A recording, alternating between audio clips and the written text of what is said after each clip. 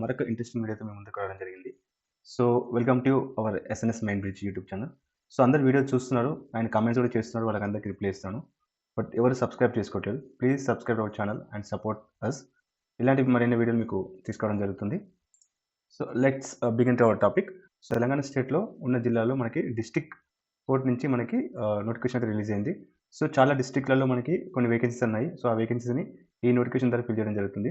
So, అదేంటి దాని process మొత్తం వీడియోలో చూసేద్దాం. సో, మన తెలంగాణలోని హైకోర్ట్స్ అండ్ డిస్ట్రిక్ట్ కోర్టులలో పడే నోటిఫికేషన్ మనం ఇక్కడ చూసుకోవడం జరుగుతుంది. సో, ఇక్కడ వచ్చేసి ఫస్ట్ మనం ఇది తెలంగాణ హైకోర్ట్ వెబ్‌సైట్ అండి. ఇక్కడ కనిపిస్తుంది కదా! సో, రిక్వైర్మెంట్స్ మీద క్లిక్ చేయండి. క్లిక్ చేసిన తర్వాత మనకి ఏదైతే లేటెస్ట్ నోటిఫికేషన్ ఉందో ఆ నోటిఫికేషన్ మనకి ఇక్కడ కనిపిస్తుంది. సో, ఇక్కడ చూడొచ్చు link for the submission of online application for the post subordinate grade 3 junior assistant and typist, field assistant examination and copyist and record assistant and process services. So, ఈ notification మనకి open చేసినప్పుడు so, మనకి main notification open అవుతుందది. So, ఇక్కడ చూసుకున్నట్టయితే మనకి post వారీగా ఒకసారి college చూసుకుందామండి. ఇవన్నీ నేను ఓపెన్ చేసి చూసాను. సో, ఇవి మనకి పొజిషన్స్ అనమాట. సో, మనకి ఆఫీస్ సబార్డినేట్ ఉంది కదా! దీంట్లో వచ్చేసి మనకి 319 పొజిషన్స్ అని ఉన్నాయి. జూనియర్ అసిస్టెంట్ వచ్చేసి మనకి 159 పొజిషన్స్ అయితే ఉన్నాయి. అండ్ ప్రాసెస్ సర్వీసర్ వచ్చేసి మనకి 95 పొజిషన్స్ ఉన్నాయి. అండ్ కాపీస్ట్ వచ్చేసి 63 అండ్ ఎగ్జామినర్ వచ్చేసి 49 అండ్ ఫీల్డ్ అసిస్టెంట్ వచ్చేసి మనకి 69 ఉన్నాయండి.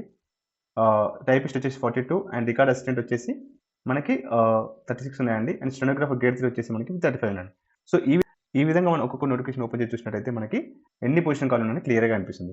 సో, దీనికి ఎడ్యుకేషన్ క్వాలిఫికేషన్ ఏంటో ఒకసారి చూద్దాం. సో, మీరు ఇక్కడ చూస్తున్నారు కదా! సో, మనకొచ్చేసి ఆఫీస్ సబార్డినేట్ ఇది ఉంది కదా! దీనికొచ్చేసి మనకి 7థ్ క్లాస్ నుంచి 10థ్ క్లాస్ వరకే క్వాలిఫికేషన్ మెన్షన్ చేశారు. And examiner and copyist and process service వచ్చేసి మనకి ఇంటర్మీడియేట్ అనేది మినిమమ్ క్వాలిఫికేషన్ పెట్టడం జరిగింది. Junior assistant and field assistant and typist ఈ 3 జాబ్‌లకి వచ్చేసి మనకి డిగ్రీ అండ్ దాంతో పాటుగా కొంచెం కంప్యూటర్ నాలెడ్జ్ అనేది వీళ్ళు అడగడం జరిగింది. అండ్ స్టెనోగ్రఫీ వచ్చేసి డిగ్రీ ఉండాలి and short and typing skills కూడా వీళ్ళు మెన్షన్ చేశారు. సో, సాలరీస్ గురించి మాట్లాడుకుందామండి. స్టెనోగ్రాఫర్ దానికొచ్చేసి మనకి 32 నుంచి స్టార్ట్ అవుతుంది పే స్కేల్ 96 వరకి ఉంటుంది. నెక్స్ట్ వచ్చేసి జూనియర్ అసిస్టెంట్ మనకొచ్చేసి 24 నుంచి స్టార్ట్ అయ్యి 72 వరకు మనకి పే స్కేల్ ఉంటుంది. And examiner, copyist and process server ఇవి వచ్చేసి మనకి 22 నుంచి 69 వరకు పే స్కేల్ ఉంటుంది. సో, రికార్డ్ అసిస్టెంట్ ఓపెన్ చేద్దాము. సో, రికార్డ్ అసిస్టెంట్ ఓపెన్ చేసి ఏంటి అంటే సో, ప్రతి ఒక్కదానికి సేమ్ నోటిఫికేషన్ ఉంటుంది. అందుకే నేను ఫస్టే డీటెయిల్‌గా అన్నీ చెప్పాను. సో, ఇదొచ్చేసి మనకి 19th రోజు రిలీజ్ అయింది.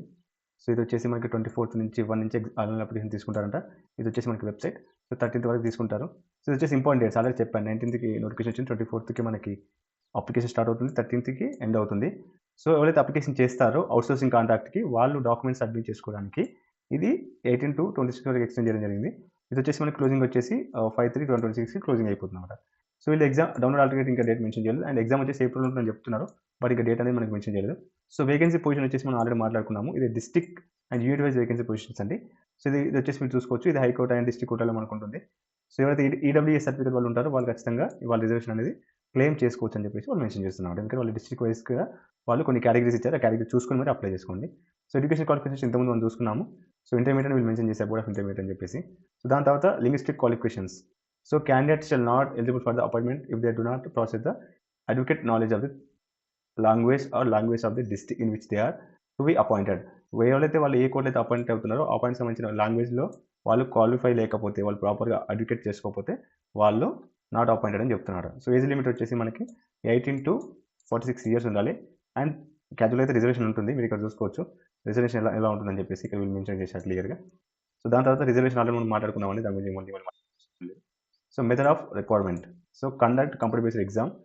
వీళ్ళు కంప్యూటర్ బేస్డ్ ఎగ్జామ్ స్టార్ట్ చేసిన తర్వాత వీళ్ళు క్యాండిడేట్ అనేది రిక్రూట్ చేసుకుంటారు. ఎవరైతే వాళ్ళు క్వాలిఫై అవుతారో వాళ్ళకి మెరిట్ లిస్ట్ పెడతారన్నమాట. సో, ఈ ఎగ్జామ్ వచ్చేసి మనకి 100 క్వెషన్స్ ఉంటాయండి. సో, 60 క్వెషన్స్ వచ్చేసి జనరల్ నాలెడ్జ్ ఉంటుంది. 40 క్వెషన్స్ వచ్చేసి జనరల్ ఇంగ్లీష్ ఉంటుంది. సో, మనకొచ్చేసి 120 మినిట్స్ టైం అనేది ఉంటుంది. సో, ఇది బాగా గుర్తుపెట్టుకోండి. సో, దాని తర్వాత వీళ్ళకి examination free. OBC and OC వాళ్ళకి 600 రూపీస్ ఉంటుందండి. SC, ST, EWS ex servicemen పర్సన్స్‌కి ఓన్లీ పీడబ్ల్యూడీ 400 రూపీస్ ఉంటుందండి. సో, మెరిట్ లిస్ట్ ఇంతకుముందు మనం అనుకున్నాం ఎవరైతే సిబిల్ టెస్ట్ పాస్ అవుతారో వాళ్ళకి మెరిట్ లిస్ట్ ఉంటుంది. సో, దాని ప్రకారం వాళ్ళు డాక్యుమెంట్ వెరిఫికేషన్ అనేది చేసుకోవాలి. సో, దాని తర్వాత జనరల్ ఇన్స్ట్రక్షన్స్ సేమ్ అండి అన్నిట్లలో ఉంటుంది. సో, ఇక్కడ వచ్చేసి సెక్యూరిటీ డిపాజిట్ అడుగుతున్నారు ఈ పోస్ట్‌కి. సో, ఎందుకంటే మనం జాయిన్ అయిన తర్వాత ఫస్ట్ మంత్‌కి వెళ్ళిపోతే బాగుండదు కదా! అట్లా. సో, వాళ్ళు సెక్యూరిటీ డిపాజిట్ తీసుకుంటున్నారు. So, no TA, DA will be paid candidates will apply the computer based examination and verification of the register. మీరు ఎగ్జామ్ రాసేటప్పుడు లేదా సర్టిఫికేట్ వెరిఫికేషన్స్‌కి వాళ్ళు ఎలాంటి టీఏ, డీఏ అని వాళ్ళు మెన్షన్ చెయ్యరు అని చెప్పేసి వాళ్ళు క్లియర్‌గా మెన్షన్ చేయడం జరిగింది. Rights are the reserved appointed authority to the reject the application at the any stage. ఏ స్టేజ్‌లోనే వాళ్ళు మీ అప్లికేషన్ రిజెక్ట్ చేసి అథారిటీ వాళ్ళకి ఉందని చెప్పేసి వీళ్ళు మెన్షన్ చేయడం జరిగింది. సో, ఇక్కడ చూసుకోవచ్చండి. ఇవన్నీ రూల్స్ అండ్ రెగ్యులేషన్స్ మీరు ప్రాపర్‌గా చదువుకోండి. So information the applicant applying for the computer based exam conduct. So వీళ్ళు the online application contain the 2 parts. Part 1 వచ్చేసి వన్ టైమ్ రిజిస్ట్రేషన్ ఉంటుంది. పార్ట్ 2 వచ్చి అప్లికేషన్ ఫామ్ ఉంటుంది. So after the completing part A, so OTPR the one time profile registration ID ద్వారా మనం login part 2 B అనేది consider చేయడం జరుగుతుంది. Application అనేది చేయడం జరుగుతుంది. So this is a website. So ఇక్కడ మనకి హెల్ప్ లైన్ నెంబర్స్ ఇచ్చారు, మెయిల్ ఐడీస్ ఇచ్చారు, వర్కింగ్ టైమ్స్ ఇచ్చారు. సో మీకు ఏమైనా క్వశ్చన్స్ ఉంటే మీరు కాల్ చేసి దాన్ని అడగొచ్చు అనమాట. ఆన్లైన్ అప్లికేషన్ ఏ విధంగా చేయాలో చూద్దాం ఒకసారి. సో ఇక్కడ వచ్చేసి మనకి రిక్రూట్మెంట్ క్లిక్ చేయండి. క్లిక్ చేసిన తర్వాత మనకి ఇదన్నీ ఓపెన్ అవుతుంది. సో దీని మీద క్లిక్ చేసిన తర్వాత మనకి ఇంతకుముందు మనం చూపించినట్టుగానే ఇది నేను ఈ లింక్ అనేది మనకి డిస్క్రిప్షన్లో ఇస్తాను, మీరు డైరెక్ట్ అప్లై చేసుకోవచ్చు. సో ఇంతకుముందు మన నోటిఫికేషన్లో మాట్లాడుకున్నాము. First new registration OTRP one time person registration చేయాలి. చేసిన తర్వాత వాళ్ళు ఎప్పుడైనా లాగిన్ నెక్స్ట్ మంత్ 13th వరకు వాళ్ళు ఎప్పుడైనా లాగిన్ చేసి చేసుకోవచ్చు అన్నమాట. సో క్లిక్ చేస్తున్నాను. క్లిక్ చేసిన తర్వాత మనకి పేజ్ అనేది లోడ్ అవుతుంది. సో లోడ్ అయిన తర్వాత వీళ్ళు ఏం అడుగుతున్నారంటే ఇన్స్ట్రక్షన్స్ ఇచ్చారనమాట. పార్ట్ ఏ ఇది చేయాలి, పార్ట్ బి అప్లికేషన్ ఫామ్ ఉంటుంది. సో డాక్యుమెంట్ అప్ కోర్స్ ఏమి కావాలి, పాస్పోర్ట్ సైజ్ ఫోటో కావాలని చెప్తున్నారు. ఇది మినిమం 80 KB ఉండాలి, ఇది కూడా చూసుకోవాలండి. And secured copies your sign వచ్చేసి మనకి 80 KB ఉండాలి. అండ్ సర్టిఫికేట్స్ అప్లోడ్స్ కూడా చేయాలన్నమాట. సో ఏదైతే సర్టిఫికేట్స్ మీరు ఏదైతే పొజిషన్ అప్లై చేస్తారో దాని ప్రకారంగా మీరు అప్లై చేయాలి. ఇక్కడ చూడండి, read the bill instruction carefully, fill star are mandatory. ఇదే కాదండి, ఏ అప్లికేషన్లో మన స్టార్ మార్క్స్ ఉన్నాయి కానీ అది మ్యాండేటరీ అని మనకు అర్థం అన్నమాట. సో చూసుకోండి. So close. సో ఇక్కడ చూడండి, personal data and purpose. So applicant name, this data will be use for the official communication. Date of birth ఎందుకు ఉపయోగిస్తారు, మొబైల్ నెంబర్ ఎందుకు, ఈమెయిల్ ఎందుకు అని చెప్పేసి క్లియర్గా మెన్షన్ చేశారు. సో నాకు అర్థమైపోయింది కాబట్టి అగ్రీ. సో ఇక్కడ చూసుకోవచ్చు one time profile registration. So ఇది అప్లికేషన్ వన్ టైం రిజిస్ట్రేషన్. ఈ వన్ టైం రిజిస్ట్రేషన్ చేసిన తర్వాత మనకి సెకండ్ పార్ట్ ఉంటుంది. ఇక్కడ చూడొచ్చు వన్ టైం ప్రొఫైల్ రిజిస్ట్రేషన్ అని చెప్పారు కదా. So whether applicant presently working on the contract and outstanding basis. ఇప్పుడు నా కాంట్రాక్ట్ అవుట్ స్టాండింగ్ చేస్తే ఎస్ అని క్లిక్ చేయండి, లేదంటే డో అని క్లిక్ చేయండి. ఇంకా ఎస్ అని క్లిక్ చేస్తే మీరు ఎక్కడ చేస్తున్నారు, below 2 years, about 2 years, below 2 years అని మనం మెన్షన్ చేస్తే కాంట్రాక్ట్ అవుట్ ఇట్లా అడుగుతున్నాను. సో నేను ఏం చేయట్లేదు కదా, నేను వన్ మెన్షన్ చేస్తున్నాను. So candidate name of the SSC మీద మేము ఏ విధంగా క్లియర్ రాయాలి. ఇక్కడ మదర్ కానీ ఫాదర్ కానీ, మదర్ ఫాదర్ లేని వరకు గ్రాడ్యుయేట్ అంటారు. ఎవరైతే మిమ్మల్ని గార్డియన్ అంటారు, వాళ్ళు ఎవరైతే చూస్తున్నారో వాళ్ళ పేరు ఇక్కడ మెన్షన్ చేయాలి. వాళ్ళు మీకు ఏమవుతారు, father, mother, Guardian. So me date of birth ఇక్కడ మెన్షన్ చేయాలి.